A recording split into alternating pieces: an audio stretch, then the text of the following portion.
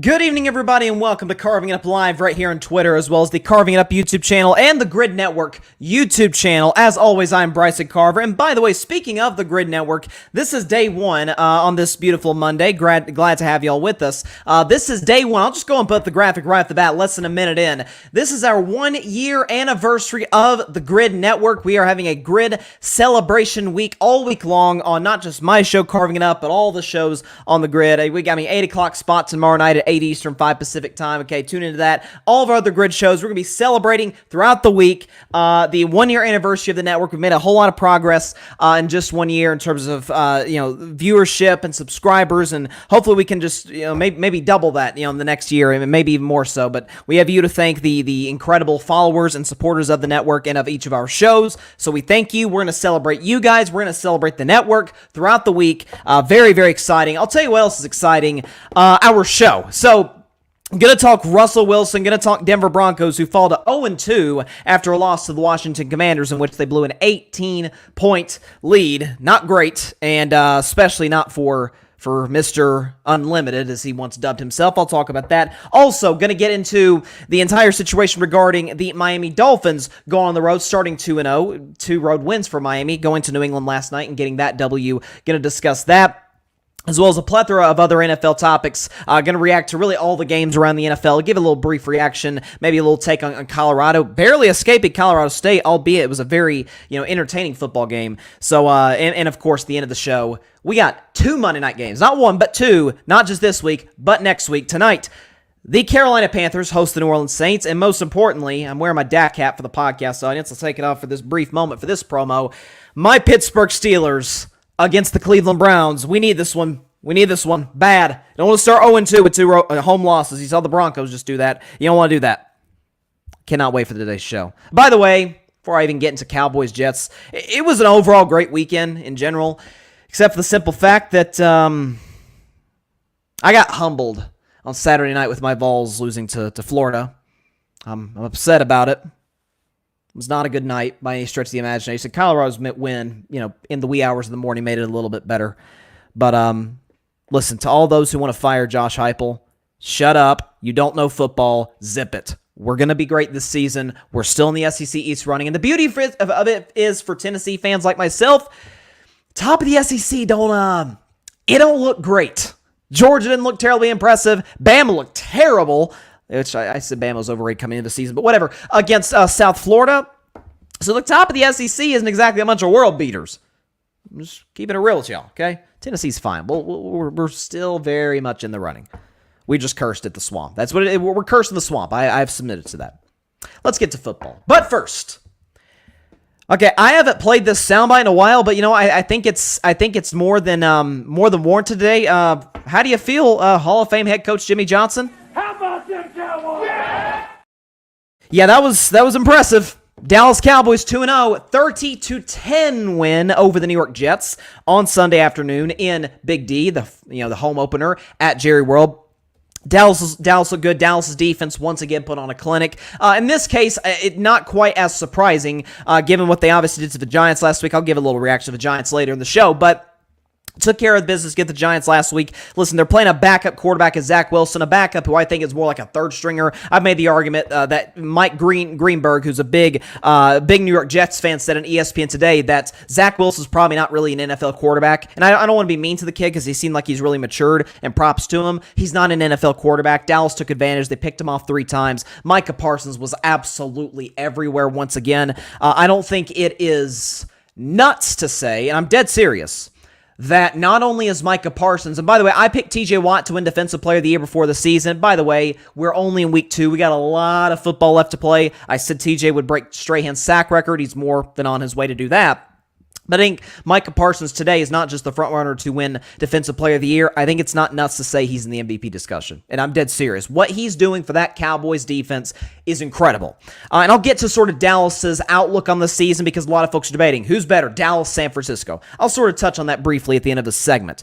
What caught me, I shouldn't say caught me off guard. What I thought was most impressive about Dallas's win, I expected their defense to be good. Given what they did last week, given the personnel that they've got arguably a top 2 defense in the NFL. It's probably between them and the Niners, in all honesty, at number 1. I expect them to do this to Zach Wilson. I mean, I did. Listen, Buffalo's not as good as Dallas, and they mostly shut Zach Wilson down. They did. It's just Josh Allen gave the football game away. And speaking of which, a lot of folks are saying, oh, you're crazy for putting Dak Prescott for Josh Allen. Am I? Oh, because a defense that picked off Josh Allen 4 times, forced him to fumble twice. One of them they didn't call. The other they did, and it cost the Bills 3 points. Dak Prescott against that exact same defense. Quinnen Williams is there, and Sauce Gardner is there, and DJ Reed is there, and listen, I'm not gonna do the big belting version of this, but just say it with me. You guys know the drill. It's been a while since I've done this. Okay, you know his name. What is Dak Prescott's government name? Rain Dakota Prescott. Completed 82% of his passes for 255 yards, a couple tutties, no turnovers. More on that later. A passer rating of 112 and a QBR 0 to 100 of 87. This against one of the best defenses in football. This against a defense that, Josh Allen struggled mightily against. But this isn't about Josh Allen. This is about Dak Prescott, and this is about the Dallas Cowboys offense. And part of the reason I had Dallas getting to the Super Bowl this year, not winning it, but getting there, is the fact that when you have such a substantial change at offensive coordinator, move on from Kellen Moore, you decide to go with Mike McCarthy calling the plays for the first time since he was the head coach back in Green Bay. You now have a situation in which he's going to play to Dak Prescott's strengths. Kellen Moore was focused on, let's score a lot of points, let's make the stats look pretty, let's make the plays look pretty. Problem is, if it doesn't, it's a disaster. Mike McCarthy is like, why would I want to make it harder on Dak Prescott? While Dak is a top 10 quarterback, I think undeniably, he's not Mahomes. He's not, I don't think this is that much of a gap here, but he's not Joe Burrow. He's not Lawrence or Jalen Hurts. He's an elite quarterback, a top 10 guy, but his talent is not going to blow you out of the water. What Dak Prescott is able to do is, if you put him in position to succeed, you put him in position to where, is he capable of making the tough throws? Yes, and he made plenty of those yesterday. But let's free up CeeDee Lamb. Allow him to make plays with some of the tight ends they used down in the red zone. Let's put him in a position where he's not having to make tough throws. Why should we make it harder on our quarterback? The whole point of coaching is to make it easier for your players. That's why what San Francisco's doing, again, more on them later in the show, is remarkable. I mean, all these players, and it looks easy almost in San Francisco. Mike McCarthy, in a sense, is kind of doing the same thing with Dak. They got the running game going, offensive line, which was a little bit of a concern of mine coming into this season, dominated the Jets up front, particularly Zach Martin against Quinnen Williams. Listen, Quinnen Williams is an elite football player. Zach Martin got the best of him yesterday. He was outstanding. And props to Jerry for paying him just a couple weeks before the season started. But receivers were getting open. Offense was crisp. Again, they made it look easy against the Jets. This isn't, you could make the argument last week against the Giants, the Giants defense is kind of middle of the road. We saw them really struggle yesterday against Arizona in the first half.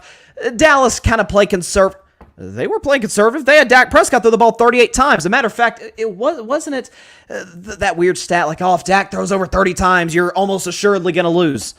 And they won by 20. Anyways, the offense looked easier for Dak. The offense looked crisper. The running game was good. And something that I loved about, and I think it might have been Ryan Flowers. We have a Grid group chat. Again, Grid Celebration Week. It might have been Ryan Flowers, host of Clutch Sports Talk. If not, correct me if I'm wrong, to my Grid teammates. But Ryan was saying, what's great about Mike McCarthy is that he sticks to the run. He's not going to overly rely on the run because that's not going to win you football games the highest level. But if it's maybe not working great, he's going to stick to it. Now, if it's not working at all, he's going to abandon it, of course, we assume in the future. But establish a run game. Don't put yourself in 2nd and 10 situations like Kellen Moore did to Justin Herbert yesterday in overtime. Make things easier for Dak. Make it harder. Even Andy Reid, he's not asking Mahomes to be Superman every single play. He's developing high percentage completions, in order to get the offense in a rhythm, get the receivers going, get Mahomes going, build the confidence there. And then every now and then Mahomes will make a play that defies logic. Of course, Dak Prescott, once again, is no Patrick Mahomes. But it's that same sort of ideology and philosophy that Mike McCarthy is instituting for this Cowboys offense. That was my biggest takeaway. Again, the Cowboys defense was supposed to be good. And aside from one big play to Garrett Wilson, it was incredible. Again, 3 turnovers. Micah was everywhere. Jets never really got that much of a running game going, in part because they never committed to the run with Breece Hall. You can blame Nathaniel Hackett for a lot of all that. But Dallas going up and down the field. I had Dallas scoring 34. Again, they scored 30 in the game. I thought it was going to be in large part you'd have a defensive touchdown. You'd have a bunch of turnovers, put Dallas in a situation where it's like they're in the red zone. They don't have to go very far. No, Dallas is going up and down the field. If you look at Dallas's touchdown drives, again, first drive of the game went 75 yards, touchdown. Later on, they had a 14-play, 78-yard drive. Took about 6.5 minutes off the clock. That was a touchdown toward the end of the half. They had a 12-play drive that went 55 yards. Got a field goal. Now they got off a fumble. They took they got a field goal out of that. But a 12-play, 71-yard drive, another field goal. Like Dallas is going up and down the field against not very good, an elite defense with elite players and personnel. So that was, I heard a lot of last week, and I said all of last week when there was this, Dak didn't look great, and completion percentage isn't good, and they're not generating a whole lot of big plays. And my takeaway was, why do they have to? They played the Giants. Defense got him a touchdown off a turnover. Special teams created a touchdown off of a blocked kick. Why should Dallas? And this was the difference between Kellen Moore and Mike McCarthy. Kellen Moore's like, if you're up 26-0, hey, let's take multiple bomb shots down the field. Let's make Dak make contested throws where maybe one gets picked and the team gets some momentum and gets back in the game. McCarthy's like, guys, the only way we blow this is if we screw ourselves over. There's no need to do that. And so what I saw from Dallas yesterday offensively, very impressive in my view. And here's the thing for the Cowboys. So there is a debate about who's the best in the NFC. Is it Dallas? Is it San Francisco? I think San Francisco is the better roster. I've said all offseason and even last season, I literally don't know where their weakness is. I don't think Dallas necessarily has a weakness, but they're not near as good at tight end as San Francisco. That goes without saying. But they're better at quarterback. And I love Purdy, but they're better at quarterback than San Francisco is. But I don't know what the Niners' weakness is in the roster. The beauty of it is, week 5, these two teams play even better. I don't think either team is going to get tested the next 2 weeks. If you look at Dallas's upcoming schedule, they got at the Cardinals against my man, it's Joshua Space Dobbs, who looks good, ladies and gentlemen. But you got on the road against Arizona, Dallas going to win that game. They got home against Mac Jones, the Patriots, Dallas going to win that game. That goes without saying. On the other hand, for San Francisco, you look at their upcoming schedule. You got the Giants in a short week. Giants are going to have Saquon. Niners going to win that. And then the Niners got the Cardinals. They'll win that one as well. So both teams are going to go into this football game in week 5, 4-0, Sunday Night Football, standalone game, and we get to decide who the better team is. Today, I give San Francisco the slight edge simply due to track record, simply due to the fact that they have beaten Dallas the last 2 years in the playoffs, and they've looked impressive in both of their wins. Not to say Dallas has it, but I think the level of competition San Francisco's played is better than Dallas. Now, Dallas can only play who's on their schedule, of course, but that's the only reason I put the Niners slightly above the Cowboys. The beauty of it is, Dallas can prove me wrong. Dallas can put themselves in a position to be 5-0, but if both teams do what they're supposed to the next couple weeks, that's 2 4-0 teams, probably the best 2 teams in football by that point, although, as I'll get into in my second segment, Miami's making a pretty darn strong case that they're in that discussion as well as the best team in football. But what Dallas is doing, I'm seeing a lot of people, it's the Jets, it's the Giants. How many teams over the last couple of weeks have we seen play lesser competition and look, not great? I mean, listen, Philly played the Patriots and barely escaped with the win. So, let's put that in perspective as well. My gosh, we have a lot of comments. Like I said, anytime that we get anytime we get a Cowboys topic, this is the same case last week. A lot of comments. Okay, a lot of reaction to whatever I'm saying, good or bad. Let's see. Barry's Grant Jr., who I referenced earlier in the comments, he goes, Dallas. And the Cowboys Cam fam, who's the best Cowboys podcast out there, I don't even think it's particularly close, they say one word, preach. Thank you. Barry says, Dallas is the best defense in football. He extended that a little bit. Dak played very, very well. Give me Dak over Josh Allen. We agree there. Barry. Patrick Brown, another Cowboys fan. We got a lot of Cowboys fans here on the grid. Micah, the linebacker. He was spectacular, undeniably. And Patrick also says, what a difference it makes in play calling. Mike McCarthy calling plays versus Kellen Moore is a change of pace. Not to mention, there's balance. No question about it. Barry says Kellen Moore calls plays like somebody playing Madden on rookie. Yes. He also says this is a gritty Dallas team. Agreed. Let's see. We got Richie Gunter in the comments. Richie says, how about them Cowboys? Played that soundbite from Jimmy Johnson earlier. Patrick, the rotation of running backs is keeping fresh legs while keeping Dak out of harm's way. Running the ball still matters. Kellen Moore didn't value the run. We tried to warn the Chargers, but... And he says they're going to regret hiring Kellen Moore as their OC. Chargers need to cut bait with Brandon Staley and salvage the season. Well, and then I'll get to Barry's comment in just a moment.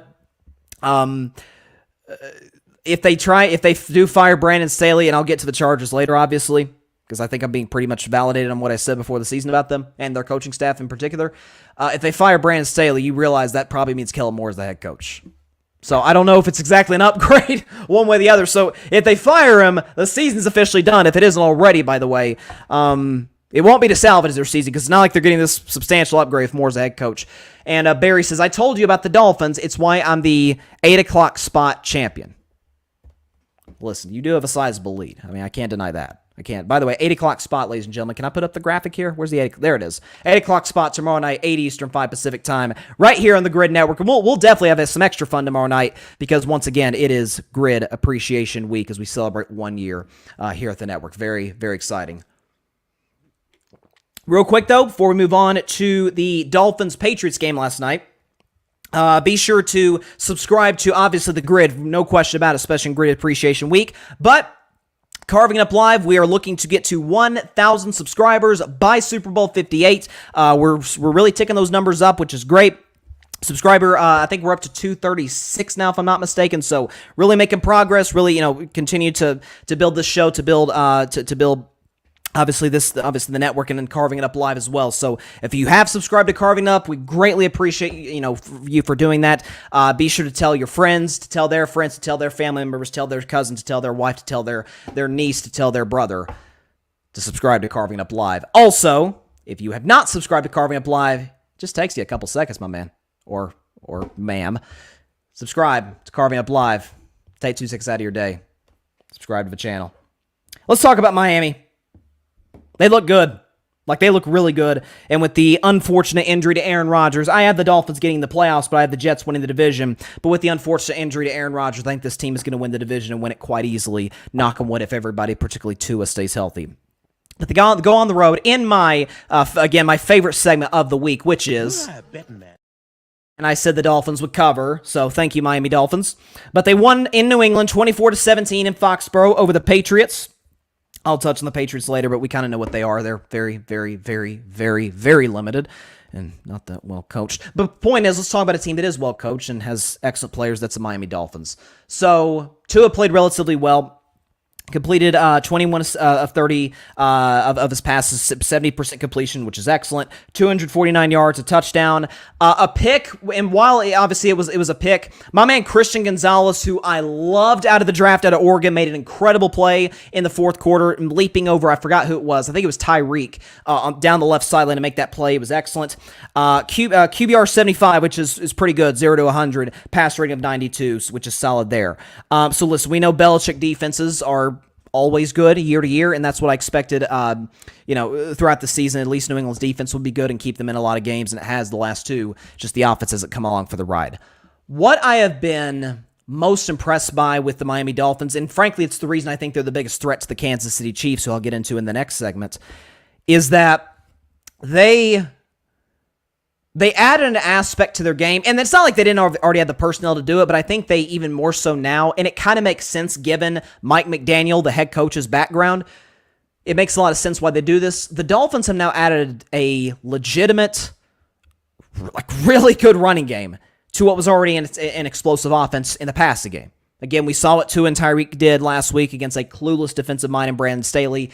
Belichick is not Brandon Staley when it comes to coaching defense, obviously, so you knew he was going to put more attention on Tyreek Hill, who, by the way, had a okay game, didn't exactly have a big explosive day, 5 catches, 40 yards. But again, I said Jalen Waddle I thought would have a big game. I said he'd catch a couple touchdowns. He did not. And by the way, Tyreek did have a touchdown. But Belichick bobbled up Tyreek, which opened it up for Waddle, who unfortunately went into concussion protocol, I think today, so obviously wish him the very best. He can get back as soon as possible for the Dolphins.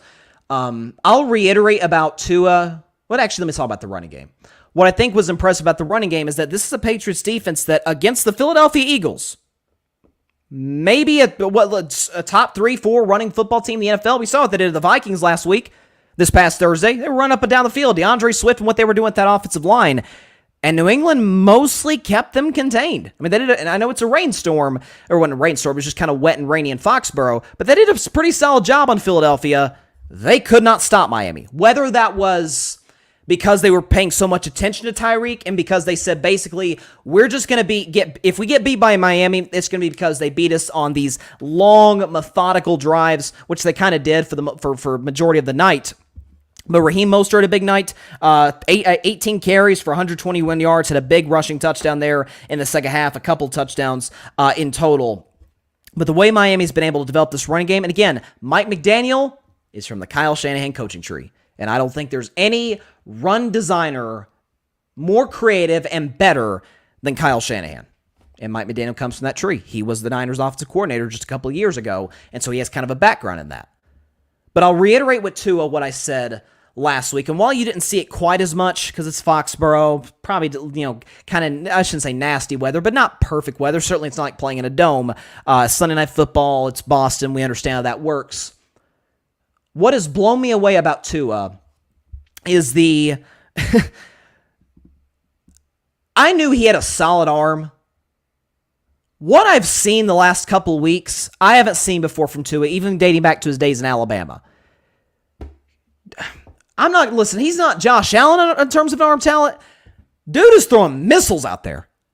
I mean, whether it's deep balls, whether it's over the middle, guy is making some tough throws to some of these wide receiving targets. By the way, I thought Miami did a good job as well getting that one kid. They got a couple of guys involved, Braxton Berrios and the River kid. River Craycraft, I guess is how you say his name, did a good job getting those guys involved as well when the attention was paid so much to Tyreek Hill. But these screen plays, these get the ball out of your hands quickly, it's kind of a little bit similar to Dallas in that regard, like get the ball out of your hands quick, let these receivers go make plays, and occasionally we're going to ask Tua or Dak, like I was talking about earlier, to make the occasional tough throw, and both guys are fully capable of making that. But I don't know if it's Tua putting on muscle in the offseason, which he very clearly has, but guy looks accurate. Guy is taking shots down the field. Guy is making tough throws over the middle. You got to love what you're seeing from Miami. And listen, when you look at the AFC today, albeit we're 2 weeks in, we still got 15 weeks to go. A lot can happen. But I still have the Kansas City Chiefs as the favorite in the conference. I do. More on that later. Miami, to me, today is the biggest threat. Passing game's great. Tua is healthy. Knock on wood for him. And now they have a running game. Remember, Miami last year was about middle of the pack. I think they were 15th, 16th in the league in terms of yards rushing per game. It was kind of a lot of, hey, Tua, go do it by yourself. But Mike McDaniel went in the offseason, was like, okay, I got a quarterback coming off of multiple concussion problems last year who has an injury history. Let's take a little bit of the weight off of him. If I do that, we can be an even more dynamic offense and a more diversified offense to a certain extent. We can do more. They address the offensive line. They have the last couple of years. Obviously, we know what Tyreek and Waddle bring to the table, but I really liked what I saw from the Miami Dolphins last night. I think this is a team that's if you look at we talk about Dallas's upcoming schedule and the Niners' upcoming schedule. You look at Miami's upcoming schedule. They're better, undeniably better, by the way, than all four of the next four teams they play. They got 0-2 Denver in Miami next week. They got at the Bills. They're better than the Bills. Home against the Giants. Home against the Panthers. And then they have their next Sunday night game happens to be against the defending NFC champion Eagles in Philadelphia. And that is on October 22nd, so it'll be a little chilly in Philadelphia, bordering on cold because it is, out east at night, up east at night rather. But that'll be a tough test for them. But the next 4 games, they should take care of business. They're absolutely better than Denver, Buffalo, the Giants, and the Panthers. So for Miami, you got to feel great about where you're at as a roster in terms of what your identity is. I talked about this last week with Philly, right? Like Philly knows what they are. Miami knows what they are. As for New England, I'm not sure they know what they are. I do though. They're very limited at quarterback. Mac Jones didn't have a particularly great night. Had a really bad interception. Running game wasn't terribly, effective. They didn't commit to it all that much relative to how many times Mac Jones threw the ball. They're limited at wide receiver. I cannot tell you how many times during the night Chris Collinsworth keeps referring to Kendrick Bourne as Patriots' best receiver, Patriots' best receiver. He's not wrong, but if Kendrick Bourne's your best receiver, you've got some serious issues on the outside. Bill O'Brien had some really questionable play calls. They had that play, gosh, it was the 3rd and short or 4th and short where they ran. Again, it's It's by that much they need to get the first down, and he runs an outside reverse. Listen, I'm not saying you should just run it up the gut, I formation, but at least be a little more creative, and I don't know if that type of play call was terribly creative in that regard. But listen, New England's limited. The most entertaining play, or moment rather, of the Patriots season through 2 games is Bill Belichick Gronk spiking a challenge flag right at the foot of a ref, which I thought was pretty hilarious. It was the ultimate Belichick moment. But listen, New England is kind of who I thought they were. I figured they'd lose their first couple of games. They got the Jets at the Jets next week. That's a game that with Aaron Rodgers, I'd obviously pick the Jets. But obviously with Zach Wilson now, we could very well get... Remember when Zach and Mac... That is not a good combination of quarterback play.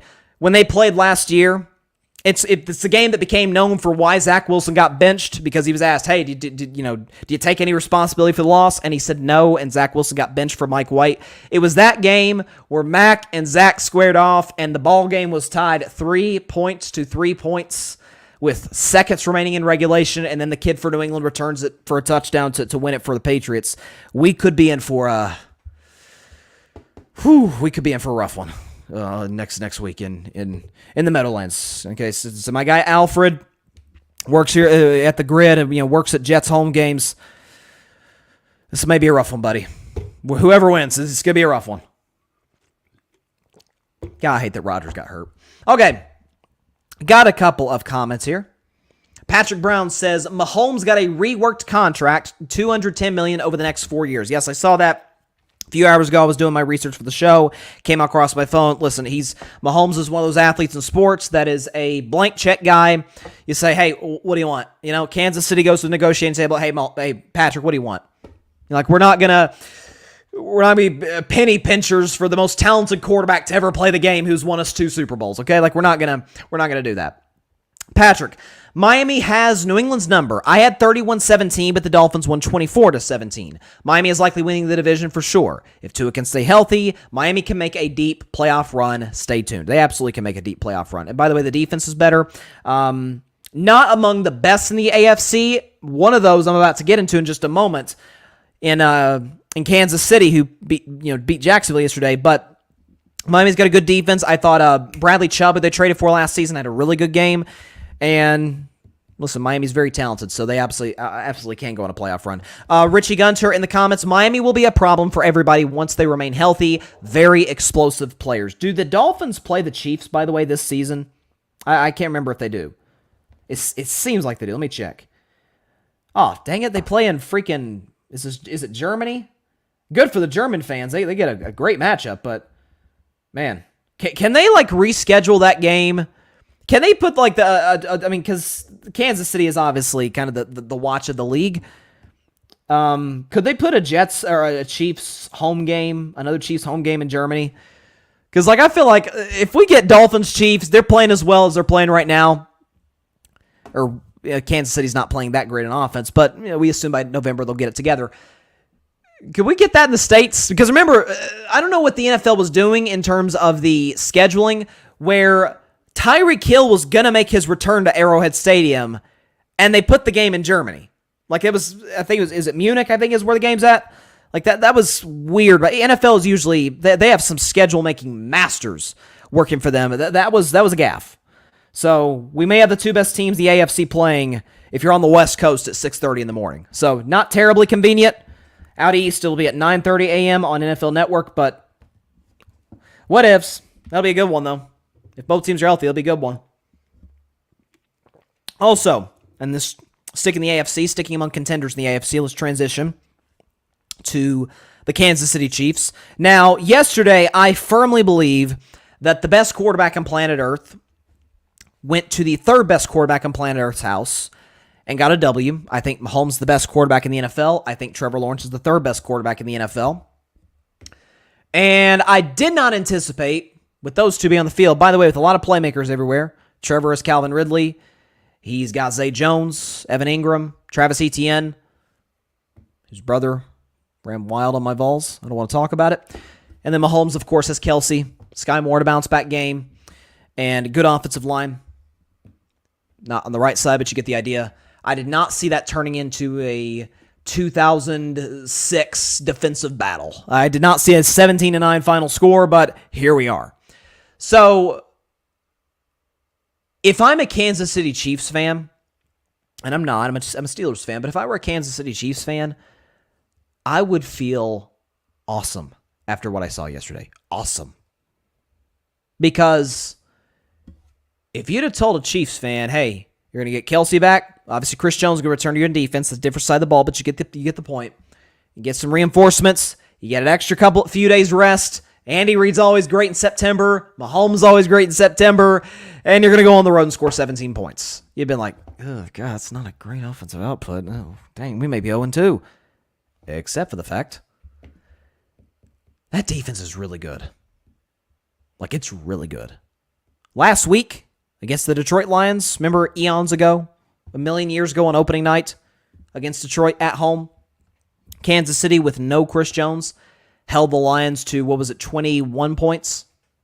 Because 14 points because 7 of those came on a pick six by Mahomes off the Kadarius Toney drop.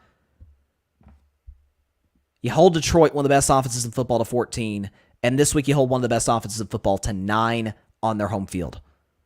Like, literally, we're sitting here, and the morning, afternoon, evening discussion around the NFL as it pertains to the Kansas City Chiefs is, man, their offense doesn't look great.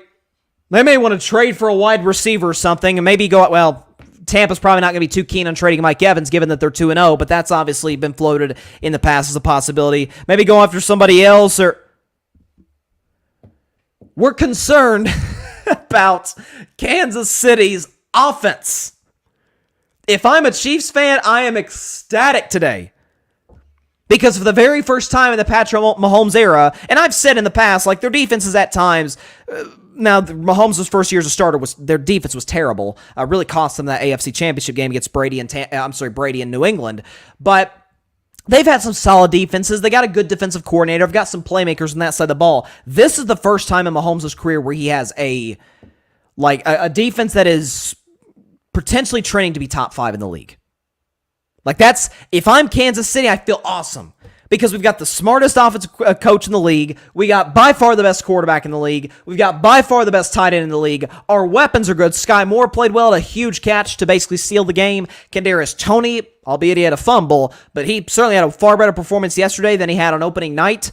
Offensive line's good, although Jawan Taylor, you may want to consider making a change at right tackle. Now that he's not lining up at tight end and false starting every play, he's not quite as effective. Shocker, shocker. But we've got all of these playmakers, the offensive side of the ball. By the way, Isaiah Pacheco as well, and Clyde Edwards-Helaire. And we just kind of don't have it right now. Yeah, Kansas City's going to go through the next 15 games and really struggle. They're going to, they may not break 20 in multiple affairs. Kansas City can now put themselves in the conversation or the group of teams where our defense will keep us in every single game. Dallas can say that. San Francisco can say that. We thought the Jets could say that, but Zach Wilson's our quarterback now, so we don't even know about that. I think last week to me is an anomaly, is an outlier type of game. Pittsburgh, I think, will be able to say that. Kansas City can say that. Our defense will keep us in every single game.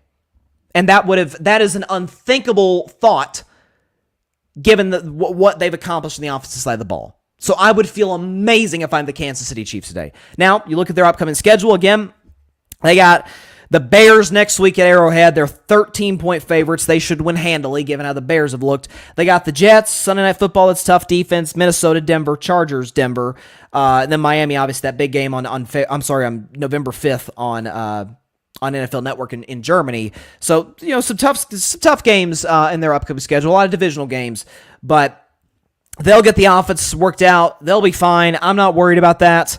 I don't think Mahomes is all of a sudden out of the MVP race after the first 2 games of the season. I think he'll catch up and certainly be in that discussion. But as for the guy who I did pick to win MVP, and that's Trevor Lawrence, not a great afternoon for him. Not a great afternoon. Again, he was playing a great defense, but not a great afternoon for my man out of Clemson. 22 for 41, 216, no touchdowns, no picks, albeit though he did have a couple of fumbles, one of which he lost. A QBR 0-100 of 17, that's not very good, and a pass rating of 66, that is below average, so not great. And Trevor did, and listen, I keep it real. The quarterbacks I love, I keep it real on, okay? I'm not just going to BS you, for an hour on this show. But the thing that was killer for Jacksonville, they were awful in the red zone. Awful. Late third quarter, rather, going into the fourth. They're down 14-9. Very winnable football game, of course. They drive down the field, and with a little, the fourth quarter just started, so 14 minutes, 48 seconds. They've got the ball at Kansas City's 1.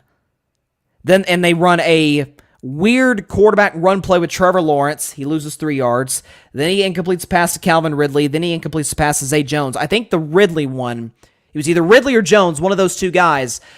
He had him open in the end zone. He flat out missed him. And on 4th down and goal, they decided to kick the field goal and make it 14-6 at that point. The field goal made it 14-9.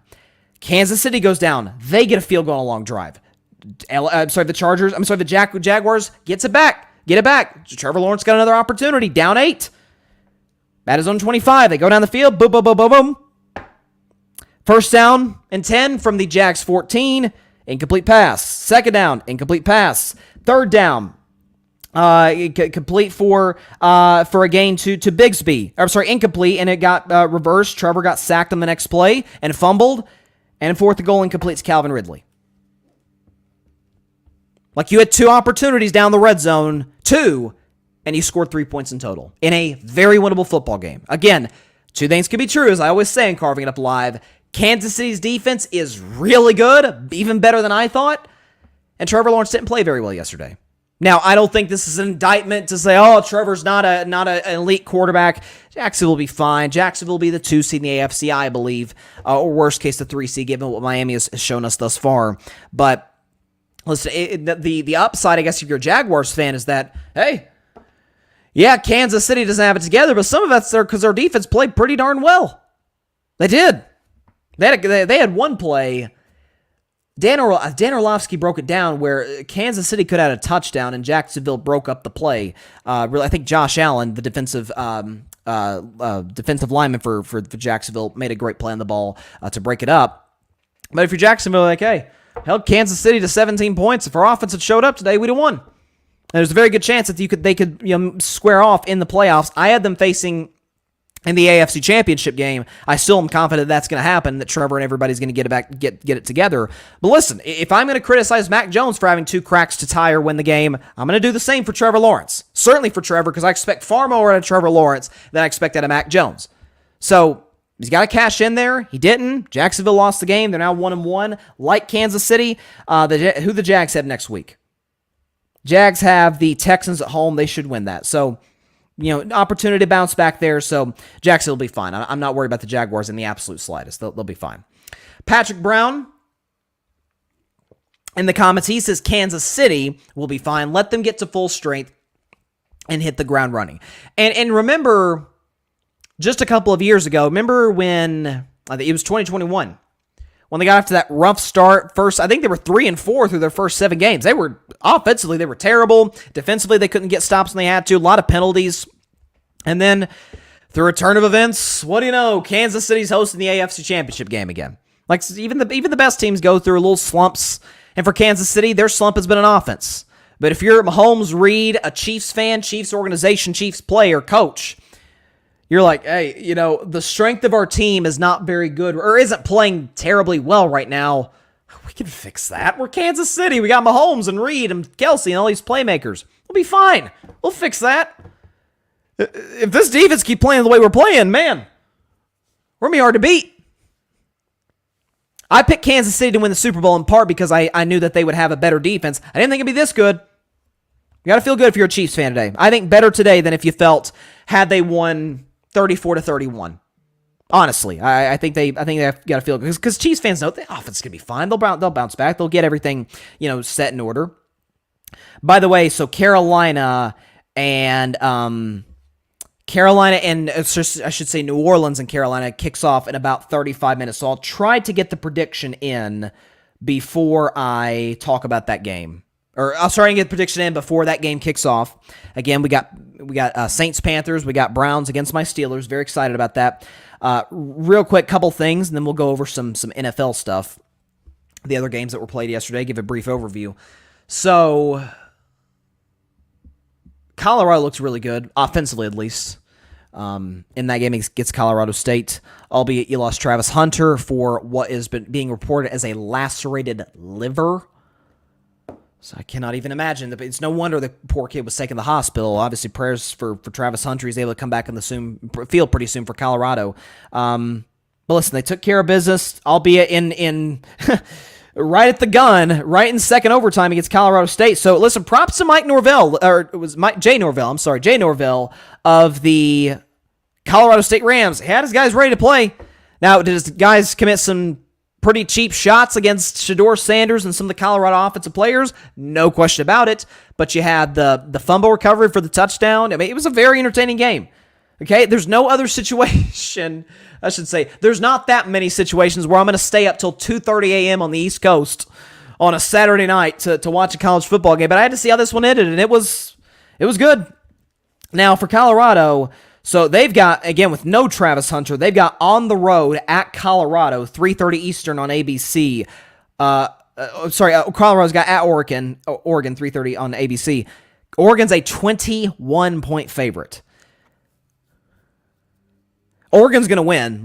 Oregon's going to win. But, 21's a lot. I mean, last time Colorado was a 20-point dog, they won the game straight up against TCU. Now, Oregon's way better than TCU, but let's see. ESPN's analytics gives Colorado a 6% chance to win, so not great. I do think while Bo Nix is playing exceptionally well, and the Pac-12 is freaking loaded with great quarterbacks, I think Bo Nix is like 5th on the list, and he's playing great. I mean, Bo might be the best quarterback in the SEC for all we know. He's been excellent. Bo Nix actually played in the SEC at Auburn. But I do think Colorado has the better quarterback in the game. I think they have the better coach in the game, obviously with Coach Prime. But offensive line has really struggled through the first 3 games. I think Oregon's going to expose that, and that's going to be a problem. I actually have Colorado, and I have USC making the college football playoff. At least I did before the year. I actually give Colorado a better shot to beat USC than I give them to beat Oregon. By the way, that game against USC is a noon kickoff, at least noon Eastern, 2 weeks from now at home. So I'll give Colorado a puncher's chance to beat USC. Oregon, that's a lot. That's a tough road test. Again, I don't know if I'll take Oregon, minus 21, but I have a hard time seeing Colorado winning that game. I really do, especially with no Travis Hunter. Man. That's a kill. You saw his impact yesterday. That was a brutal loss. No question about it. Shiloh Sanders, by the way, Deion Son had the pick 6. Patrick says, the player from Colorado State should have been ejected from the hit against Travis Hunter. I agree. There was a bounty on him for sure. The shade college football is throwing at Deion. I hate it. I mean, I said the day the man was hired, he's going to turn Colorado around. I said I did not know that they'd be leaving the Pac-12 when he was hired by Colorado. But I said he'll have them in the Pac-12 title game within 2 years. I don't think it's going to be this year. The Pac-12 is I think, the best conference. As an SEC guy, the Pac-12 is the best conference in college football. It is. They have the best quarterbacks. The weapons are insane. Again, I know Marvin Harrison Jr. is in Ohio State doing ridiculous things, because he's amazing. He's the best receiver in the country. But Pac-12 stacked. I don't think Colorado's winning the conference this year, but going to the Big 12 next year, given that the Big 12 is about to lose Oklahoma and Texas, don't discount it. I sure don't discount it. Another run through the transfer portal. Another group of recruits coming in. But yes, Patrick, the shade thrown at Colorado is ridiculous. It's beyond ridiculous. That said, I do not think they're going to be Oregon. I'll give them a puncher's chance to beat USC. I really will. And I got USC making the playoff, and I think Caleb is a generational talent. I just think the matchup's better against USC because USC's defense sucks. Oregon, not the case. Their defense is excellent. Okay. Also, by the way, the Shohei Ohtani situation. Listen, my Red Sox are really... it's not going well for us right now, but the more I'm reading from trusted sources in Boston, the more Shohei Ohtani pitching, at least in 2025... seeing Shohei Ohtani pitching and hitting on a regular basis at Fenway Park seems very possible. I've always thought the Dodgers were the leaders in the clubhouse, so to speak, for Shohei. But I've always given the Red Sox a puncher's chance because Shohei's got some ties to the Boston organization. And we just fired Heim Bloom, thank God. So that albatross isn't around our necks anymore. Don't discount it. I do not discount it. And you would be making a mistake if you did that, if you're a baseball fan. All right, real quick, let's go over some NFL games, and then I'll get to the... Which one was I going to talk about? The Commanders and Broncos game. So let's go through some of the games yesterday. We had the slate of 1 o'clock games was excellent. So one of the few that was not was Buffalo and Vegas. Josh Allen played well. He should play well. Vegas' defense is terrible. That's why I thought what Russell Wilson did last week was abysmal, and I'll talk about Russell in the next segment. But took care of business. Jimmy G looked like Jimmy G. Josh Allen played great. 3 touchdown passes. Pass rating at 124. He played excellent. Bills took care of business at home. Bounced back on a short week. Ravens-Bengals, can I just say, did I not have the Baltimore Ravens in my upset of the week, by the way, winning 27-24?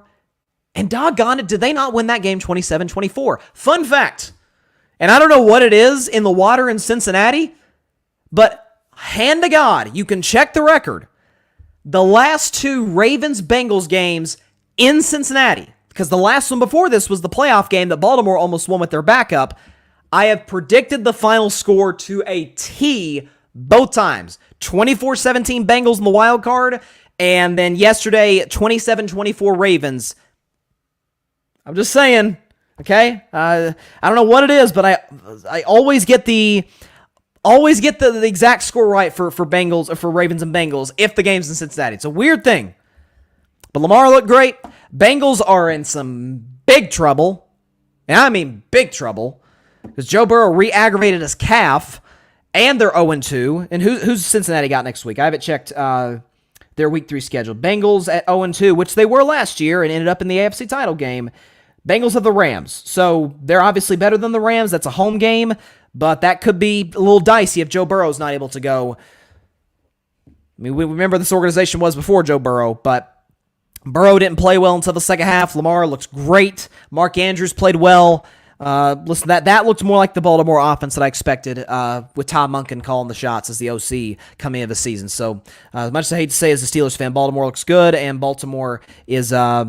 They looked every bit like a Super Bowl contender that I thought they would. So they're, rest assured, Ravens fans, rest assured, my man Devin here at the Grid Network, host of the At the Bank podcast, Ravens podcast. On Bryson's best 10 on Wednesday, the Baltimore Ravens will be higher. Okay, rest assured. Kansas. I already talked about Kansas City and Jacksonville. Chargers Titans. Now, I got a kick out of this one because while I may not be a Titans fan, I live in Tennessee, so it does do my heart good to see the Titans do well. I certainly do not pull against them unless they're playing Dak Prescott or the Pittsburgh Steelers. But was that not the classic Chargers loss? Well, I mean, the classic Chargers loss. Justin Herbert's making plays because he's Justin Herbert and he's spectacular. They look awesome. And all of a sudden, Tennessee takes the lead. They're up 21-17. I'm sorry, 24-21. They go down the field, score a touchdown, take the lead. The Chargers get it back. Similar to Jacksonville, they get down to in the red zone, inside the 10-yard line, and they don't cash in. Kick the field goal. Dicker the kicker. Shout out to my man. Ties the game. Game goes overtime. This is why I'm so happy Dak Prescott no longer has to deal with Kellen Moore. This is why I love it. Okay? First down for the Chargers from the 25. Deep shot to Mike Williams. Second down, deep shot thrown out of bounds. Third down, deep shot to Josh Palmer, my man out of Tennessee. They throw the ball 3 straight times. They don't get anything. No creativity whatsoever. And here come the Tennessee Titans. Go right down the field, walk it off with Nick Folk, walk-off field goal for the Titans to win. I did pick the Titans to win this football game against the Chargers. Am I not being... By the way, Brandon Staley after the game getting really defensive. Post-game, am I not kind of being validated about the Chargers in particular? I already know I was right about Brandon Staley. I think the results bear themselves out. Have I not been kind of right about Kellen Moore? Play calling down the stretch, suspect. That's why I said earlier in the show when my man Patrick commented, talking about if they fire Staley, to try and salvage their season. I'm like, no, I think it'll be just as bad because that means Kellen Moore's going to be the head coach. And that's not, if they want to try Kellen Moore out of head coach, hey, knock yourself out. But play calling once again for the Chargers. Suspect. Late game. Not great. I feel bad for honest to God, I feel bad for Justin Herbert because this is a kid that I loved out of the draft out of Oregon. And I actually said he'd be the best quarterback in that class while Joe Burrow's been that guy. I think with respect to Tua Tagovailoa and what he's going to do in Miami, I think Herbert is absolutely the second best guy in that draft in 2020. But he got Anthony Lynn for 1 year, and I really like I don't think Anthony Lynn's a great coach. He's better than Brandon Staley. I think that's pretty obvious by this point. But the fact that the last couple of years he had to deal with Brandon Staley and now Kellen Moore, it's a double whammy. It's why when I did my strengths and weaknesses for every team, division by division, I got to the LA Chargers. What's their weakness? It's just two guys, Brandon Staley, Kellen Moore. That's what they do. I mean, listen, and then I'll move on to the next game. If you switched Mike Vrabel and Brandon Staley, you made Mike Vrabel the head coach of the LA Chargers, and you made Brandon Staley the head coach of the Tennessee Titans, the Chargers would legit go 12-5 worst case scenario, and the Titans with Brandon Staley would probably win 5 games. LA's better than them in terms of talent, almost everywhere. I mean, the only position where the Titans are clearly better is at running back with Derrick Henry. And even Austin Eckler, who's dealing with some injuries right now, but Austin Eckler's excellent. Derrick Henry's better. That's it. LA's better. LA's better at quarterback, receiver, offensive line, deep. This guy's absolutely clueless. But head coach OC, clueless. Got a kick out of this one. Oh, man, I'm a cheesehead. Dang it. I'd have been... Cheesehead Ozzy would have made an appearance today if I contacted him in time, but he wasn't able to make it. But the Packers had a 12-point lead in the fourth quarter against the Atlanta Falcons. Watch this game with my little sister, who's a huge Packers fan. Comments from time to time on the show. Gives it to me. You know, it's fine. She's entitled to her opinion. But I gotta lie, I kind of enjoyed it because Green Bay was up. What was the score of this game? Was it 24-12? I believe it was 24-12. Going into the fourth quarter, Atlanta's next 3 drives: touchdown, field goal to take the lead, and they win the game. Green Bay, after that touchdown pass, which was a good throw, but from Jordan Love, was 3 and out, 4 and out. Didn't get a first down the rest of the game. Loved it. Limited head coach, limited quarterback, limited roster. Now, in Jordan Love's defense, if we're being fair, and I don't use that word much because the fair is where you go get cotton candy and see the cows and stuff, but at least as we do at my local fair. Anyways, if we're being fair to Jordan Love, didn't have Christian Watson, didn't have Aaron Jones, didn't have David Bakhtiari. However, what he had around him was good enough to build a 24-12 lead. You tell me not getting a first down the rest of the afternoon? But Atlanta 2-0. Bijan Robinson looks just as good as advertised coming out of Texas. And Atlanta's 2-0. How about this? If the Saints win tonight, the worst division in football will have 3 2-0 teams to start the season. That's pretty impressive. Seahawks beat the Lions in a very entertaining game. Again, it's a shame this one was in a 1 o'clock window because this was my Detroit Lions, not literally, but I did pick them to get to the NFC title game, and I did like Seattle to make the playoffs, but I like Detroit more. So no Dan Campbell sound bites this week, unfortunately, but Jared Goff threw a really bad pick 6. It really kind of ended up being the difference because they went to overtime. Geno Smith played great, led the Seahawks down to walk it off on a field goal. To walk it off on a touchdown to Tyler Lockett, who had a big-time performance. I think it was Tyler Lockett? Yeah, Tyler Lockett caught the walk-off touchdown to win it in the Motor City. Seahawks with a much-needed win coming off a bad home loss to the Los Angeles Rams. And their 1-1 Detroit Lions, which just shattered my soul. But you're not gonna win every game. But they dropped to 1-1 as well. Colts beat the Texans. Unfortunately, Anthony Richardson suffered a concussion early, did not return. I think it was a concussion. C.J. Stroud looked good. Richardson was looking excellent before he went down. Gardner Minshew came in, finished the game off. But C.J. Stroud, 30 for 47, 384, couple touchdowns, pass rating over 100. Got really no help from his running game. So the kid Tank Dell, who my man Ryan Flowers has been going on and on about, he played well. John Mechie, God bless that man. First game coming back from leukemia. Late game. It was in garbage time, but he made a catch, his first NFL catch. So, props to that young man, what he's overcome and accomplished, and hopefully we wish him the very best on a great NFL career. But Colts get their first win of the year in the Shane Steichen, Anthony Richardson era, albeit Richardson didn't finish the game. Bears-Bucks So Bucks are 2-0. Baker played well. Again, this is the worst defense in football we're talking about here, but Baker played well. Mike Evans looked great again. I am officially selling my stock on Justin Fields. I'm out. I'm out. I liked him, didn't love him, liked him out of Ohio State. I'm like, first 2 years, offensive line's not great, wide receiver suspect. But this offseason, they drafted him a left tackle, they gave him a running game, they gave him weapons, and the kid is missing easy reads. It's reminding me a little bit of Russell Wilson, who I'll talk about a little later. Easy reads that this guy is missing, and it's just bad mistakes. He had a terrible, probably the worst pick of the weekend. Terrible pick six back at his own end zone. I'm out on Justin Fields. I have sold my stock. I don't think this is overreacting. He's 5-22 in the NFL. That's we can't just ignore that. He's 5-22 in the NFL. Like he's not the guy for Chicago. Probably should go ahead and blow this thing up, hire a new head coach. Of course, I don't even know if Eberflus is necessarily the problem. I just don't know if he's the guy to take him over the top.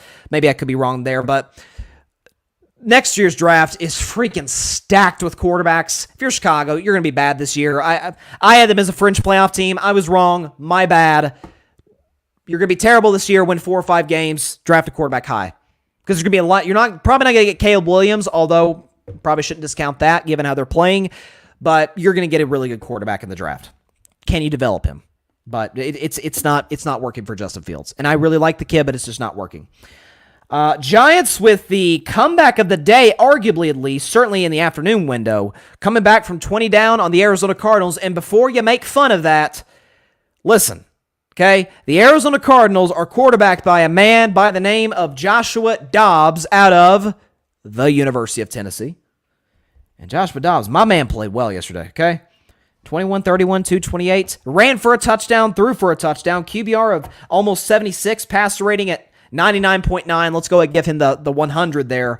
So, Daniel Jones, listen, I'm not a Daniel Jones guy, but this is partly why I said his terrible performance last week had way more to do with Dallas than it did the Giants.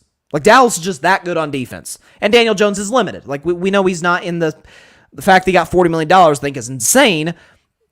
But he's a starting quarterback in the NFL. He can win you some games.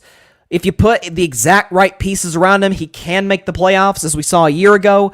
But listen, the Giants' drives of the second half after being down 20-0, okay? Touchdown, touchdown, touchdown, touchdown, and walk-off field goal. By the way, you know what the Giants did? And I kept saying, y'all got to do this against the Cowboys. You know what the New York Giants did yesterday? They threw the ball to Jalen Hyatt. What a concept, okay? Fastest player in the NFL, not named Tyreek Hill, and they threw it to him. Okay, 2 catches for 89 yards. Had a big catch in that drive to really kind of start the comeback. Get the ball to Jalen Hyatt more, Brian Dable. Okay, you're a brilliant offensive mind. Get the ball to Jalen Hyatt. It's my guy right there. Almost single-handedly helped us beat Alabama. It was good times. Niners beat the Rams. Listen, Niners look great. McCaffrey looked great. Purdy hasn't lost a start yet, so Niners did what I expected them to do, except cover the spread, and that's not necessarily their fault. Because here's my one takeaway from this game. Well, I shouldn't say my one takeaway. The kid, how do you say his name? Because I don't want to butcher it, because he's playing really well for the Rams through the first couple of games of the season, the wide receiver. Puka Nacua, I think is how you say it. Puka Nacua, I think is how you say his name. 15 catches for $147. Listen, no Cooper Kupp. The kid is stepping up. I did not mean for that to rhyme. But maybe we'll refer to him as that as moving forward. Is Cooper Kupp? No Cooper Kupp. Kid is stepping up. But he looked great. Rams fought him for a while. It's divisional familiarity. That's to be expected. I probably outkick my coverage in terms of expecting them expect the Niners to blow the Rams out. What the Rams did, though, this is exactly, ladies and gentlemen, this is exactly why my segment is called If I were a betting man. Because I'm not a betting man. This is why I don't bet. Because because he got a situation where the Niners are up 10, the Rams drive down the field, the game is obviously over. And in a situation where it's a 10-point game, there's just a few seconds left, literally 3 seconds left in the contest, game's over. Usually you see a bunch of teams, they'll just throw a Hail Mary and say, hell with it, let's just move on to next week. They try a 38-yard field goal from Brett Maher, and they cover. This is messed up, okay? The people that bet on San Francisco at -7.5, I'm praying for y'all, okay? Because that was dirty, dirty, dirty. Sean McVay said, you know what? If I still can't beat Kyle Shanahan, Kyle Shanahan has got McVay's number, except in NFC Championship games, which is, I guess, ultimately when it matters most. But Sean McVay's like, if I can't beat Kyle Shanahan, I'm going to screw Niners fans over right here, okay? That is a legit rivalry. Man. By the way, real quick, again, last thing on Cowboys Jets for the day. I'm not going to call this reporter out by name because I don't want to make it personal because it's not. I don't dislike this person at all. But Dak Prescott got a question at his press conference yesterday, and they were saying, "Hey, this is the second. This is 2 straight games to start the season without an interception. You didn't do that all of last year." And I know Dak has got to be thinking in his head, "Man, I can't escape it." And Dak literally said, "Yeah, I guess when you lead the league in interceptions one year, it never leaves you. It never escapes you." It's like, guys, that's a year ago. Are we still? Dak hasn't thrown a pick or fumbled through 2 games, and we're still talking about last year's interceptions. Like, what are we doing? What are we doing? This is, I know Dak's got to be thinking in his head. That's a wild question. We're still talking about last year's interceptions. Like, guys, he's playing clean football this year. His footwork's better. He looks more comfortable. Can we move on from last year? That's fine for offseason talk. That 2022's dead and gone. We're past that. Lord have mercy. I just saw that yesterday. I'm like, are you kidding? Are we really doing this to Dak? Come on, get off my man's back. Few comments here. I apologize. Patrick Brown says, "Don't feel bad about the Red Sox. My Cardinals have one of the worst seasons in franchise history. St. Louis will return in 2024. I was surprised to see the Cardinals struggle as much as they did this year. It sucks, too, with Molina retiring. But I really like Molina. Really good guy. Obviously, all-time great catcher. Definitely sucked to see that happen.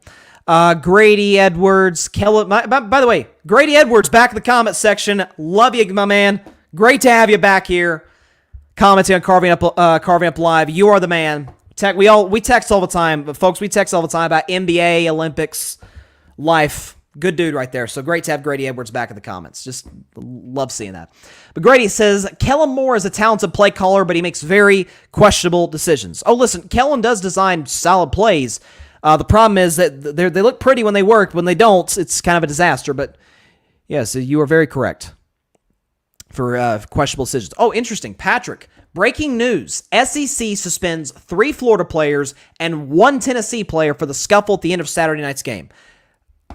First of all, that's good. To me, more Tennessee players should be suspended. Patrick, who was it? Or maybe I can search this myself. Who was a Tennessee player Amari Thomas? Because I feel like let me Google this. Because I feel like I need to. It probably should be Amari Thomas. Let me see. But thank you for telling me that, Patrick. Because obviously that involves my Vols, so I'm always wanting to stay on top of that. But Tennessee Vols football. Let's see what we got. Let's see. Who got suspended? Did this just come in, Patrick? Let's see. Okay, it's a 1/2 suspension, according to Wes Rucker 24/7. Wes Rucker does a great job, covers the Vols. Okay, so Amar Norman Lott. Okay, I thought it was Amari Thomas, so if Amari Thomas or anybody, his family, loved ones are watching this, I apologize. I thought it was Amari Thomas who who made a really dirty play on the Florida quarterback, Mertz. It was actually Amar Norman Lett. Okay, that's who hit him. Okay. First of all, thank you for telling me that, Patrick. Second of all, very well deserved. Very well deserved suspension because, and I love Josh Heupel and the fact that, again, Vols fans are out here calling for his job. We always do this in Tennessee. We always do this. When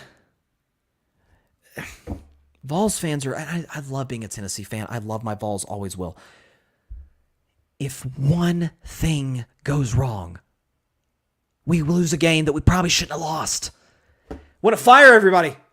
Fire the coach. Fire Rick Barnes for men's basketball. Fire Josh Heupel for football. Fire Kelly Harper, women's basketball. Like, guys, man, you lose sometimes. Relax. That said, what Josh Heupel did at the end of that football game to Florida is chicken you know what.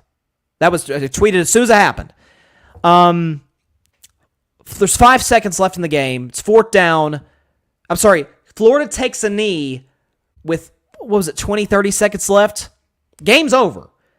Florida coaches are running out in the field, Florida players run out in the field to celebrate. Florida coaches run in the field to shake the players' hands, all that.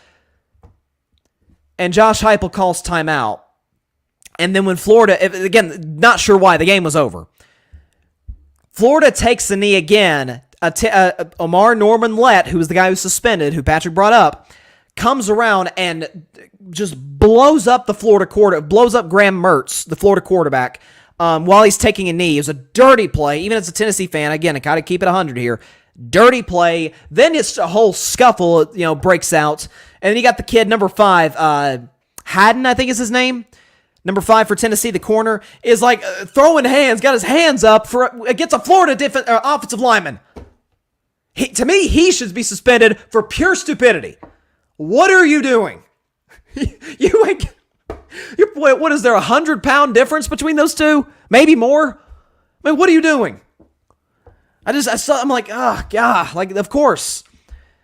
Yeah, we're not only are we going to get, like, my thing is, if you're not going to win the fight, I'm use that word obviously in a football context.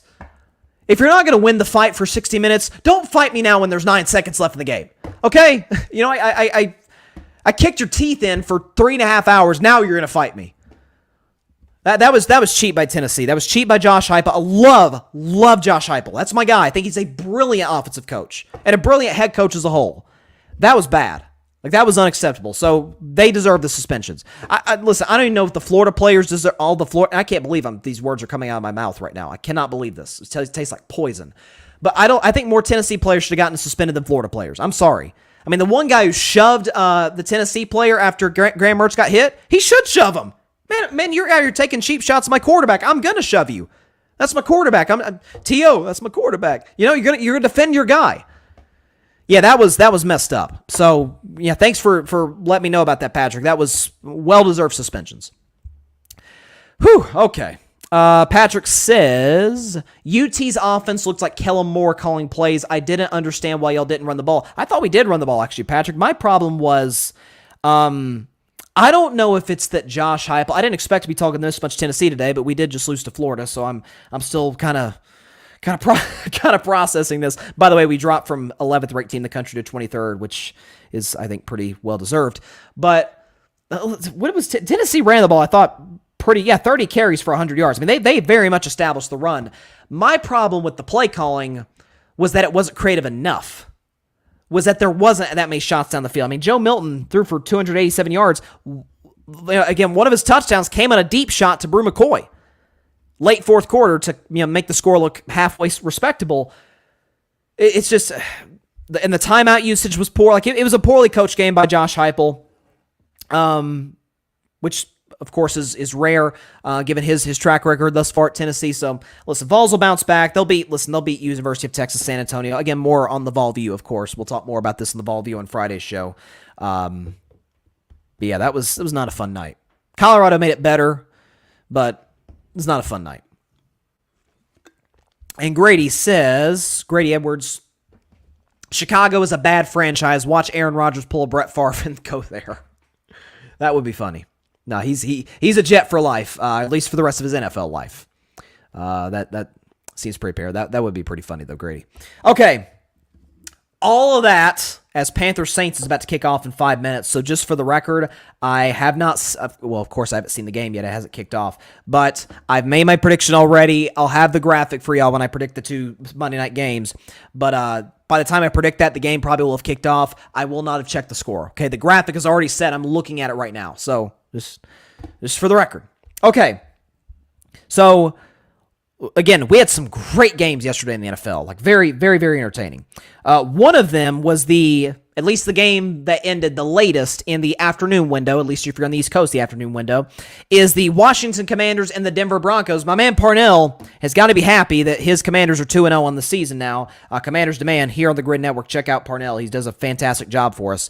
But Russell Wilson, Denver Broncos are up 21-3. They end up losing the game 35-33. Obviously, you had the last play of the game, which was wild. Broncos are down 8, midfield. Russell, Hail Mary down the field. The ball gets tipped 3 times, gets caught for a touchdown on the Hail Mary.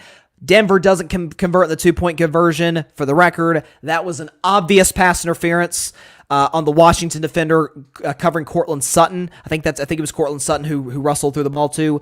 Nevertheless, Washington won the game. Wild ending, but they won the game. First of all, before I get to Russell Wilson, Denver, can I sit back for a second and kind of, I didn't have Washington being very successful this year. I still don't have them as a playoff team. I had them at about 7-10. They had too much. I had discussed this offseason, like, hey, they may tank. They probably should tank, but in a different sense, they're a talented team. They've got really good players in that roster. Defensive line's excellent with Jonathan Allen and Chase Young.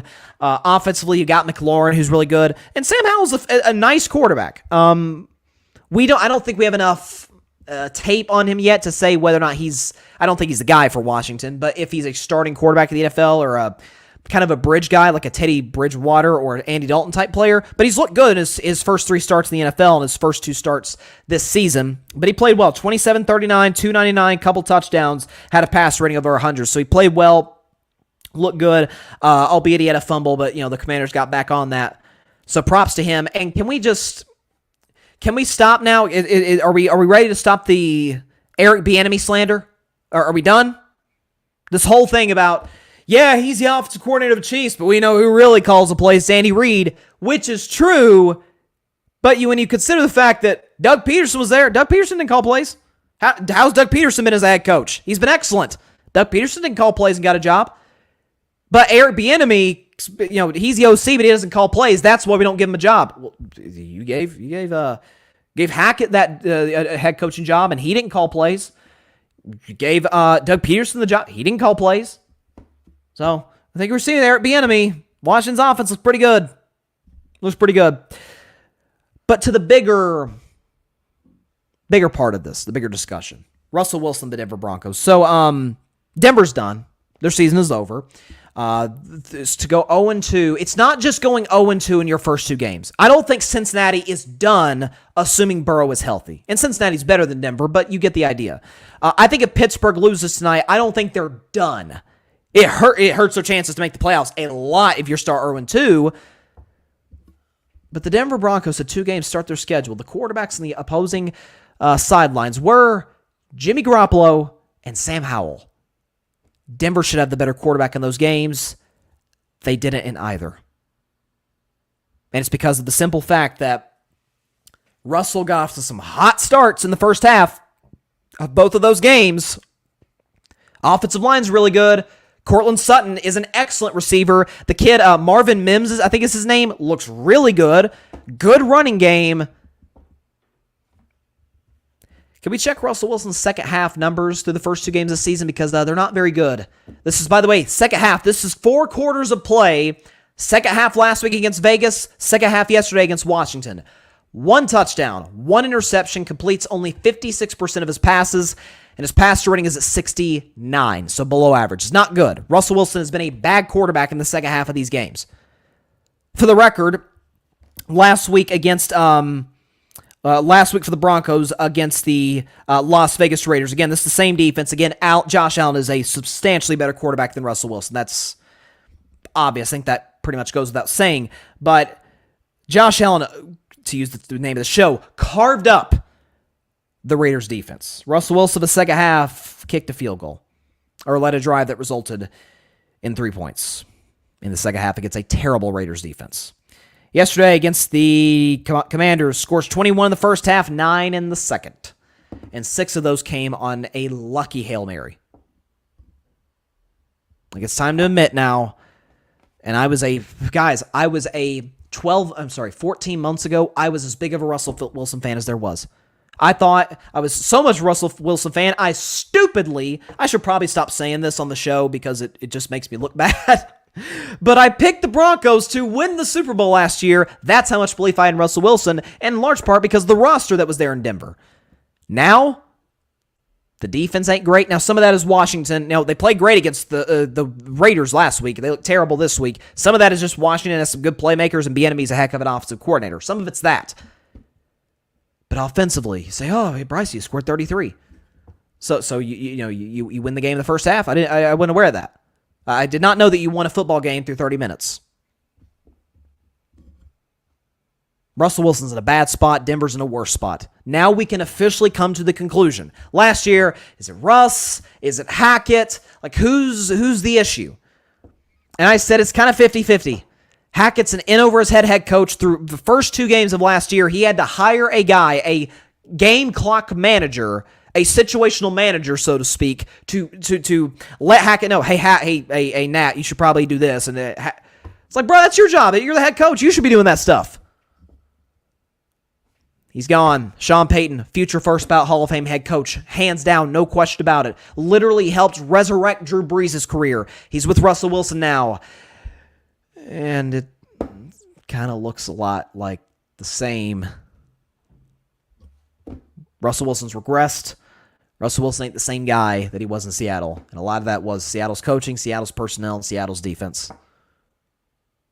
Is it any surprise that even when Russell Wilson was at his absolute peak, the let Russ cook days, Seattle Seahawks winning a whole lot of playoff games in that span? They weren't. Now in Denver, it feels as if whenever they do get a win, and it doesn't feel like that'll be next week because they go to Miami, it feels like they'll kind of win in spite of Russ. I don't know how, because I'm no capologist, I don't know how you move on from that contract, because the terrible part for Denver, Russell Wilson's Broncos contract hasn't even started yet. This is the last year of the Seattle deal. Because remember, they gave Russell that insane extension. I think it was like $250 million for him to play a snap for the Broncos. That contract extension hasn't even kicked in yet.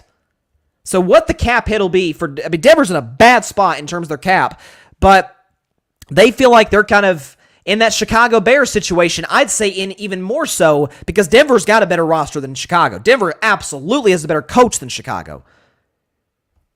And Denver's in a division where Mahomes ain't going nowhere. Justin Herbert, whenever the Spanos family decides to actually hire an actual head coach in OC, Justin Herbert's not going anywhere. And Vegas, they're Vegas. I'm not sure if they'll ever get the quarterback position right. Maybe. But Denver, which was a once proud franchise. Listen, we forget the Broncos were one of the most respected franchises in the NFL. A lot of Super Bowls, Hall of Fame quarterback in John Elway, a lot of great defenses in the past.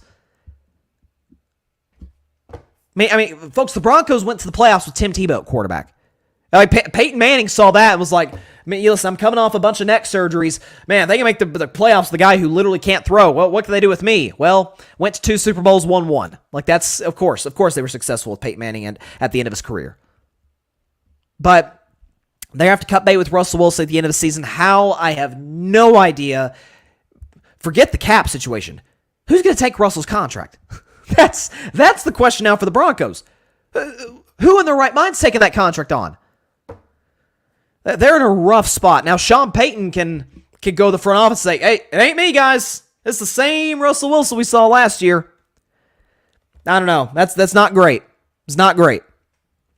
Okay, so let's get to the comments here, and then we'll predict the games. Because, again, I'm not almost looked at my phone for a half second there. I'll just pull up my notes. My notes, not the game. My notes for my predictions for the 2 games tonight. One of them, which I assume is probably already kicked off in Charlotte. But we have a few comments here. Grady Edwards says, will Eric B. get a head coaching job if Washington makes the playoffs? I don't know how he doesn't. I really don't. If Washington and the NFC is weak, so there is a situation which he does, there's a situation which the Commanders do get in. I mean, I guess let's look at list of teams who could, fire their head coach. So the Chargers absolutely could fire their head coach. I think they should have fired their head coach last year. Let's see. So we got Chargers. I think the Raiders. I think Josh McDaniels potentially could be in the air. Let's see. I'm just looking at teams here. If I think of Atlanta, which they look good through the first 2 games, but if Atlanta kind of falls back, Atlanta could be a potential team to hire a new coach. The Bears could hire a new head coach. Tampa could potentially hire a new head coach. So what are we at now? We at 3? 5? I'm sorry, we at 5, I think. Who else? Cardinals could hire a new head coach. That's 6. I'm looking down the list here. Saints could, because I don't believe in Dennis Allen. So that's potentially 6, 7 teams that could hire a head coach. You're telling me there's 6 or 7 better options than Eric Bieniemy? I have a very hard time believing that. So to answer your question, Grady, I think he should have gotten a job. But if he doesn't, if the Commanders do make the playoffs, this offense continues to look like this. There'd be some serious issues if he doesn't get a job. For sure. Patrick, this is his saying. Broncos country, let's cry. The only team which matters in Colorado right now, the Buffaloes and the Nuggets. Just saying. Well, yes, no question. Buffs are the talk of college football, and the Nuggets are the defending NBA champions. Patrick, Sean Payton has been on the wrong side of pass interference history. This goes back to 2018 with New Orleans. He cannot escape it in these situations. Yeah, I watched that play. I'm like, how? I mean, he's all over Cortland Sutton. Now that play was not near as bad as the missed interference call in the NFC title game 5 years back. Nevertheless, it was definitely a miss. I'll see Grady, my man is just rubbing it in here. He says, and you picked the Rams to face him. Talking about the Broncos when I predicted them to win the Super Bowl last year. He asked, could you do a Russell Wilson for Aaron Rodgers swap with the Jets? I don't, first of all, I don't think Aaron would go for that. I think Aaron loves the Jets. I don't think Aaron would want to do that. Now, if you're Denver, I'd do it in a heartbeat. I'd take Aaron Rodgers recovering from a freaking blown out Achilles over Russ. I would. Honest to God, Aaron going into age 41 next December of 24, I would take him at 41 years of age off an Achilles surgery over Russ. Who, by the way, Russ is no spring chicken. He's 34 years old. Like Russ is exactly in his prime years of his athletic career, at least historically speaking. I mean, this is kind of why I say that. This is why I say that, and when I called Tom Brady during his career, I said he's the great outlier. Quarterbacks aren't good in their 40s. They're just not. Like, Brady broke the mold. Frankly, when Breeze hit 40, he was still effective, but wasn't quite the same player. Peyton never got to 40. Eli Manning never got to 40. I'm pretty sure he didn't. Grady, I'd be intrigued if Dion would consider the NFL if the Atlanta Falcons came calling. He has been pretty clear. He does not want to coach the NFL. He's big on trying to help change these kids' lives, to build a culture in Colorado, or if he decides to go to any future destinations beyond that. But Dion's no BSer, and he's been pretty clear he does not want to coach the NFL. But that would be fun, though. Dion started his career in Atlanta. That's where the prime time really kind of started. The high stepping. He didn't create the Dirty Bird dance back in the day, but that would be cool though. If he did coach the NFL, either that or Dallas, which again, okay, I swear this is the last mention of Dallas. Can we give Mike McCarthy some love, like what he's done? Like I remember last year, because I was not a Mike McCarthy guy 12 months ago, but I remember saying at the end of the season, I'm like, guys, if Dallas falls flat in their face, which they ended up doing, it ain't Mike's fault. I mean, it's not. He won 4 games with Cooper Rush at quarterback. And remember, too, this is the mark of a great head coach. And Mike McCarthy is no Kyle Shanahan, Andy Reid, Sean McVay, Sean Payton. But this is a guy who took over in 2020. The defense was abysmal, and the team won 6 games, with Dak missing 11 of those with the ankle surgery. The next year, they won 12 games, made the playoffs, but lost immediately to San Francisco. The year after, they won 12 more games, 4 of them with a backup quarterback, and won a playoff game against Tom Brady before losing to San Francisco. So, like, every year, Dallas gets better under Mike McCarthy. And this year, this looks like the best team he's had yet. Okay, we're done with the Cowboys today. Let me take my Dak hat off. Randy Dakota Prescott's the man. You know that. This is my little bobblehead back there. He's excited. Okay, couple of Monday Nighters. Double dip. It's not a double header because one game has, I assume, already kicked off about 10 minutes ago. Please don't give me updates in the comments. I'll go upstairs or in the next room and watch the game. But the game is kicked off. Again, I am unaware of anything that has happened. So if we can get the background music playing right now to predict these two games. All right, so the first dip, so to speak, this first double dip of Monday Night Football involves a division rivalry. Actually, both of these games do, but this one is in the NFC South. The 1-0 New Orleans Saints, the 0-1 Carolina Panthers. Saints on the road are 3-point favorites. So, here's what I'm thinking about this one. So, I think the Saints win the NFC South. I predicted them to do that before the season started. There's not much not to like about the Saints roster. Is it the same as previous years? No. But you added Derek Carr in the offseason, which was an excellent get at quarterback. You guys know I've always been a Derek Carr guy, dating back to his days, obviously, with Oakland and Vegas. You have the pieces there. Chris Olave, Mike Thomas looks solid. Alvin Kamara will come back from injury eventually, but in his place, you got Jamal Williams running the football. Not a great offensive line, but good enough to get the job done. And defensively, you have Marshawn Lattimore. You have Cam Jordan. You have some really good playmakers on that side of the ball. Demario Davis as well, who, by the way, for the record, has a future in preaching, if that's something he wants to get into. That man, he's amazing as a player and as a person. But here's my problem with the Saints. Dennis Allen's their head coach. If we know anything about Dennis Allen, look at his record. I know most of those games, most of that sample size is with the Raiders. He has a questionable head coaching history. He was their head coach last year, though. Not great. In-game situational decisions leaves a lot to be desired. So, the Saints go to Carolina. Bryce Young, not a great first game of his career. Of course, first overall pick in the draft. Carolina's offensive line, again, to use this term again, leaves some things to be desired. I'm hearing a lot of people kind of bag on Carolina's receiving core. It's not elite. I don't even think it's middle of the pack. It's not awful. It's not New England. Okay, they've got DJ Chark, who's solid. They've got Adam Thielen, who's had some 1,000-yard seasons in the past. Like Hayden Hurst at tight end. Bryce Young's weapons are fine. If Carolina isn't successful this year and we don't have the highest of hopes for them, it's not because their weapons are bad. I don't think that's the case. The thing that concerns me for Carolina is the O-line against that Saints D-line. Here's what I think is the separating factor. The Saints have more talent, but on the road in Carolina, they've struggled to win there, struggled to play well there in the past. Even in the Drew Brees era, if you look back at history.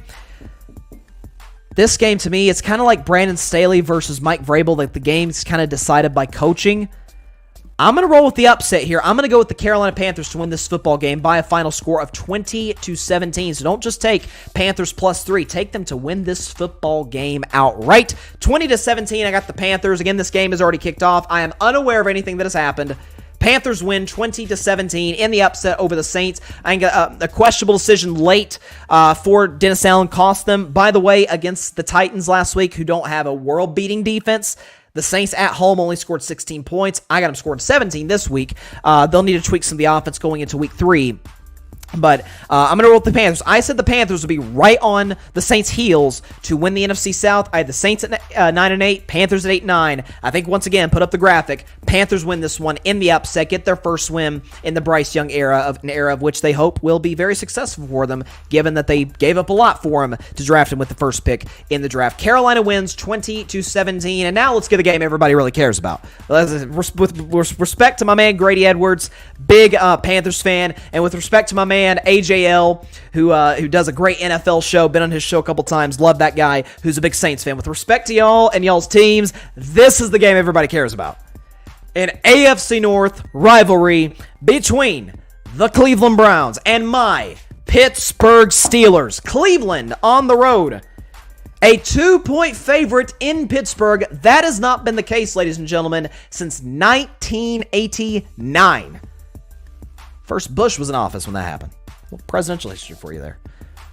So Cleveland's a road favorite in Pittsburgh. The first time in 34 years. Even for me, for my voice crack there, I apologize. You get the idea. So I'm going to be a lot more conservative with this prediction. than it was last week. So I remember I picked the Steelers. That was my if I were a Batman game. I failed miserably in that one. I said, don't just take the Steelers to cover. I think they were 2.5-point dogs to the Niners. Take them to win outright. They, of course, got waxed 30-7. Okay, so my concerns for my Steelers. So Matt Canada is inept.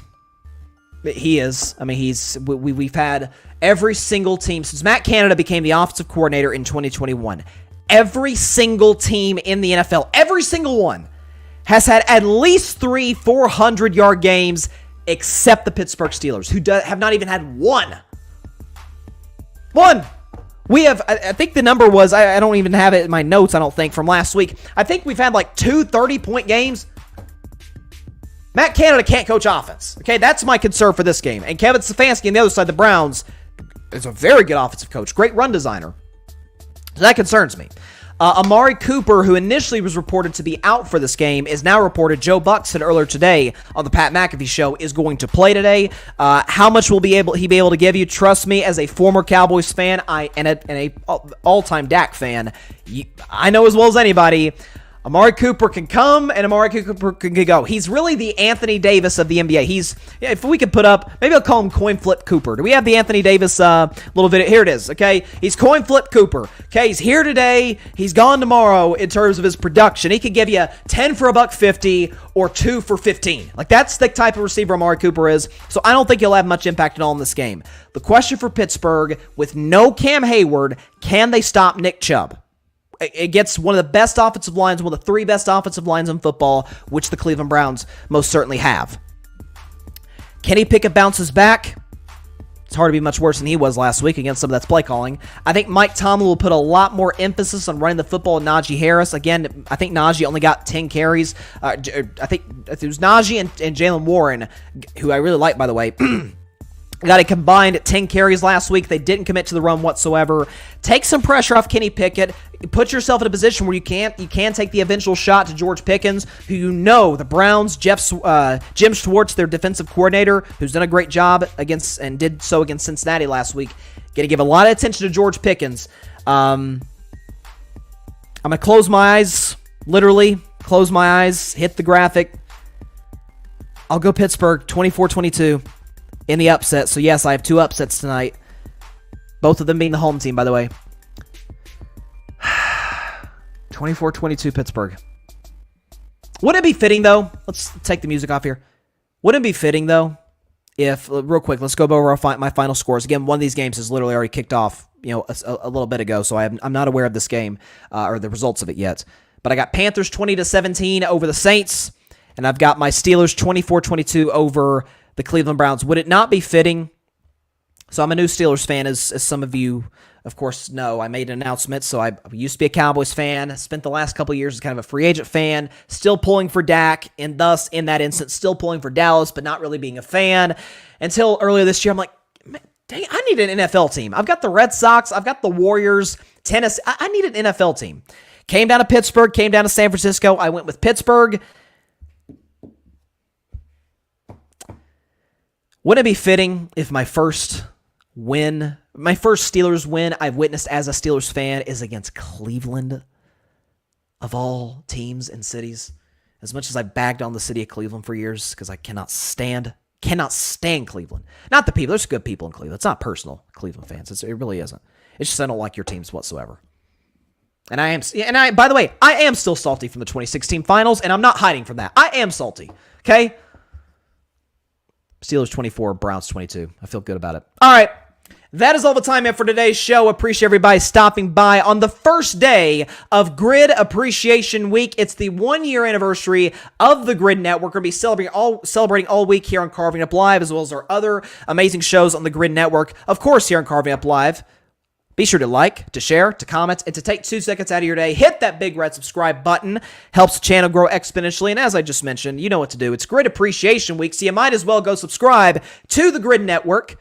That is GRYD, the Grid Podcast Network, right here on YouTube, as well as any and everywhere you get your favorite podcast, be it Apple Podcasts, Spotify, iHeartRadio, Google Podcasts, any and everywhere you get your favorite podcast. And of course, Be sure to tune in tomorrow. Again, it's Grid Appreciation Week, so tomorrow we're going to have a lot of fun on the 8 o'clock spot, live on the Grid's YouTube and Twitter channel and page or account, whatever. Tomorrow night at 8 p.m. Eastern, 5 p.m. Pacific time on the Grid Network, the 8 o'clock spot. I am the moderator. We'll have some great people in. I know we've got Barry Grant Jr., who's the far and away points leader, and he'll let you know about it. Hopefully he doesn't make me read any statements this go around. I'd really appreciate that if you're watching or listening, Barry. I really don't want to have to read any more statements, okay? I don't want to do that.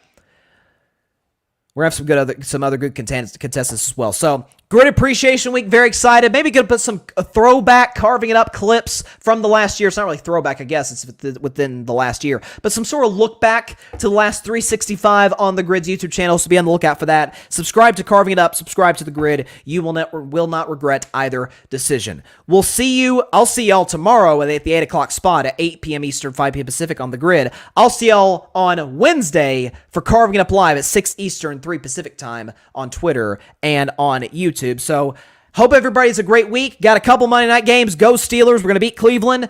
Hope everybody's a great week. Please continue to stay safe. Please be sure to take care of your physical as well as your mental health. And, of course, please be sure to contact your local state representatives and senators to demand change for gun violence here in the United States of America. We've got to fix this, y'all. Got to fix this ASAP. I'm rolling with the Steelers.